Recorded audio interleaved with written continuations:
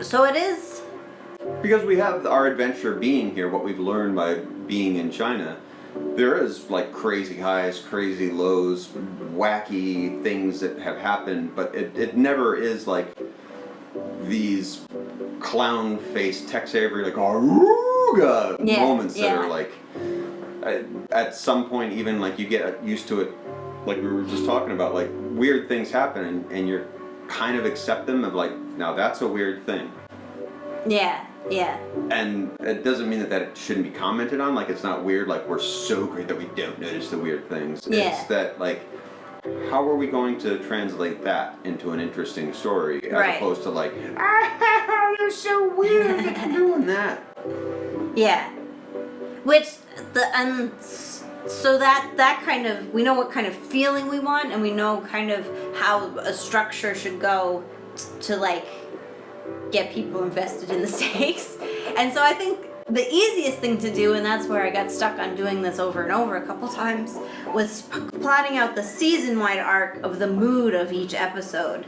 But then going from like, in this episode, this is the episode where we see they're resistant to their new circumstances. Okay, that's great. What does that mean? Mm-hmm. And then, so that's how I had to figure out to go scene by scene and say like, and then that's where like, so we have the emotional arc, and sometimes it's even just a plot arc, but then the arc of, so traditionally sitcoms are a 3-act structure with an optional opener and closer. How much different is that from on the an beginning actual and movie? Is it really just I think movies maybe movie, or? 5 acts. So maybe you could make a case that 3 acts plus teaser and stinger is 5 acts. Because it always is those movies that are, it happened in one night. They do feel like major event movies that stick with you a lot more. But they'd still have, here's the protagonist being challenged by an unfamiliar situation. Here's the manic pixie dream girl crosses them across the threshold. So I think there is the same theory is there.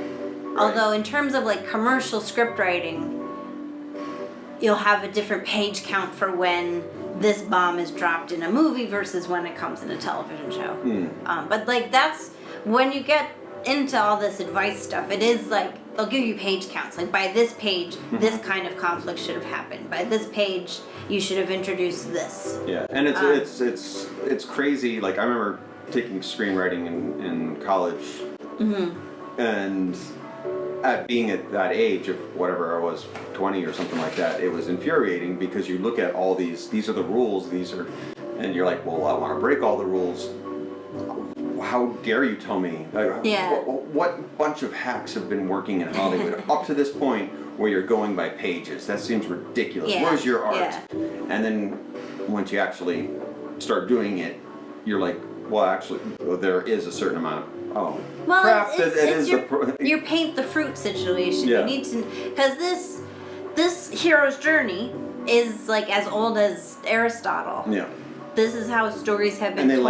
And they land on a page. There's this amount of information that fits on an 8.5 by 11. And if you want your movie to be this long, even like script writing software is, has the same page margins and uses Courier New as a monospace font, so like a page equals a minute of screen time, which is important for budgeting actually. Oh, it certainly is. And scheduling. I mean, I think you can't do a day where you're like, I don't know how much will get done. I think that's where, like, when you're younger and you maybe even don't have a printer or a word processor or something. That you're like, I'm writing stuff I'm filling up the entire page because I only have so much paper and I only have a small ream of 11 by 17.